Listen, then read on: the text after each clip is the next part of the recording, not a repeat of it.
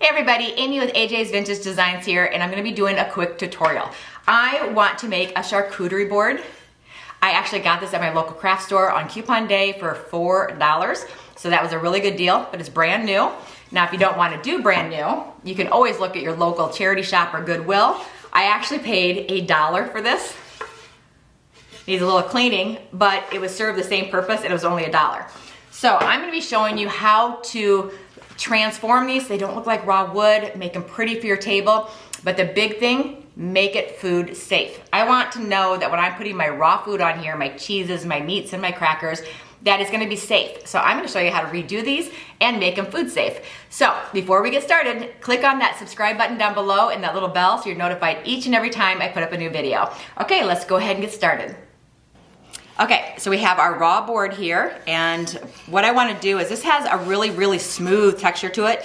Usually when I get boards like this, they're rough, and I need to use a higher grit sandpaper, about a 180 grit sandpaper, just to smooth off all the little nubs and fibers that are on it. This is actually extremely smooth, so I'm just going to wipe over it with my 180 grit sandpaper.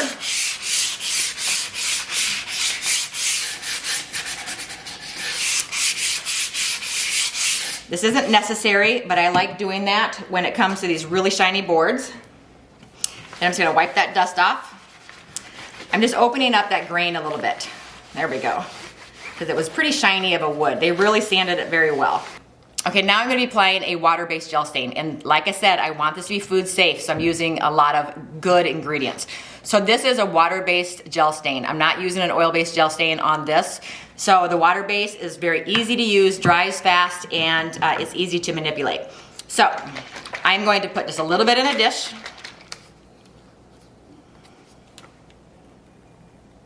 Okay. And I'll be able to wash this dish up afterwards. I'm not worried about it. And I'm just going to apply my gel stain. And sometimes it helps the gel stain, since this is water-based, to move along, to spray it with just a little bit of water. That just helps this soak in evenly.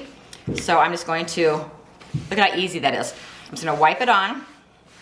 This is the color Tobacco Road. This is a water-based gel stain.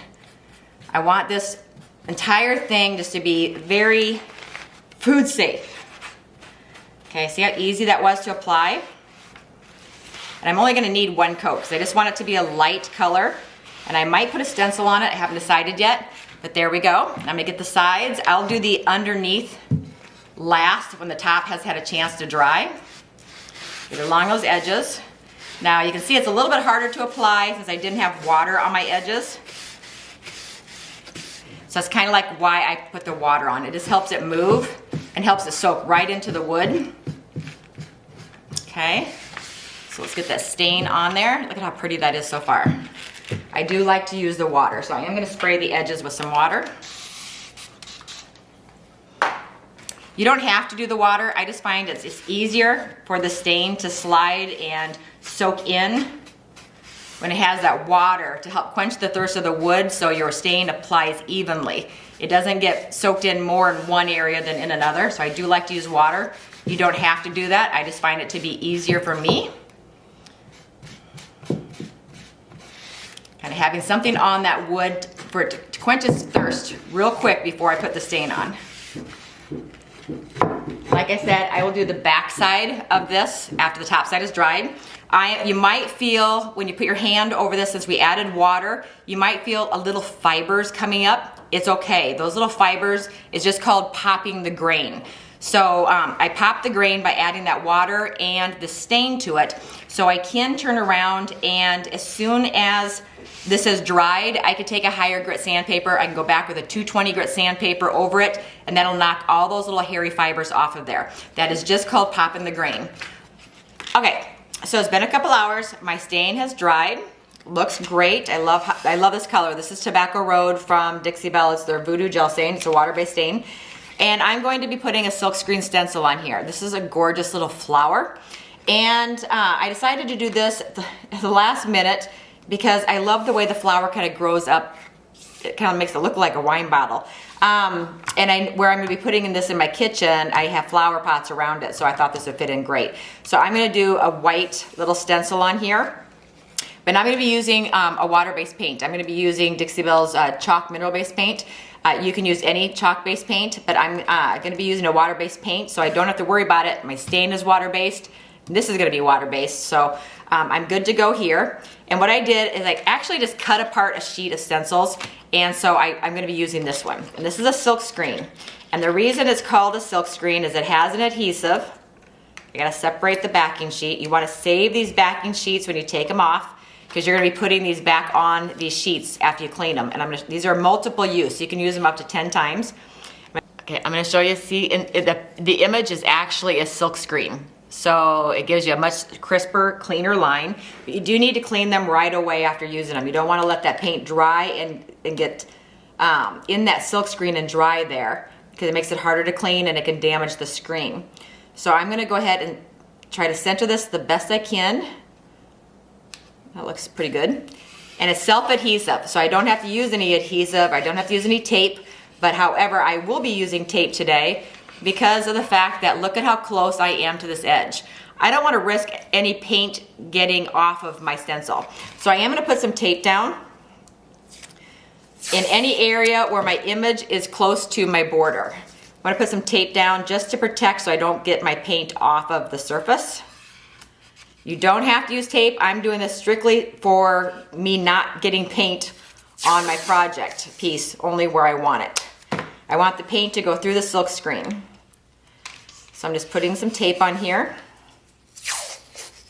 That way I'm not accidentally getting paint where I don't want it.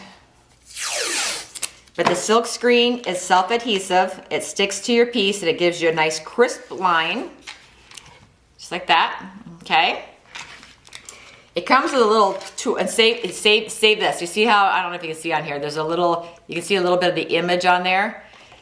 You're gonna wash this in your sink with some water, get all that paint out of the screen, and then you're going to lay it sticky side facing up to dry, and then you're gonna put it back on your sheet until the next time you wanna use it, okay? And so I've got my little application tool. You can use a squeegee, you can use the thingamajig from Dixie Belle, you can use a credit card, you can use a spatula, whatever you want. And I'm gonna be using an off-white, kind of a tan. This is called drop cloth. This is what I'm gonna be using. Get my tape out of the way. Doesn't take a lot of paint, and this is quick and easy, and you get a crisp, clean line. Okay, put my tool in here. Okay, I'm just gonna dip a little bit of paint on my tool, get it on the screen. It's kind of like doing a screen print t-shirt. You're just gonna push that paint through that screen and just move it around. You wanna make sure all the screened areas where the image is at, that you pushed paint through. And a little goes a long ways. I'm just gonna keep pushing it across that screen. Normally on something like this, I would have went with the farmhouse theme, like the word eat on it, or farm, or eggs, or something like that. But I wanted a flower on this one because of where I'm going to be keeping it. Just pushing that paint so I can get it through all of the screened areas. Just pushing the excess.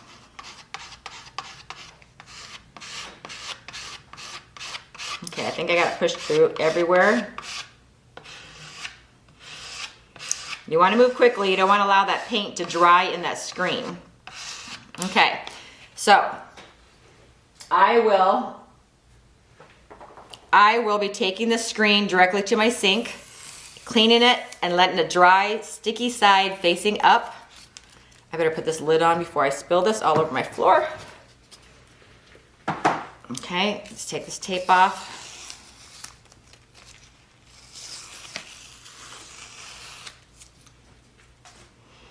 Okay, oh, this is where the magic happens. Okay, you ready for this?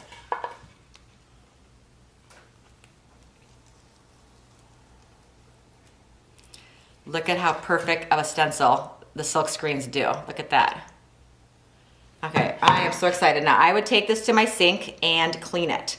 I'm gonna do that in just a minute. I'm gonna leave it sticky side facing up.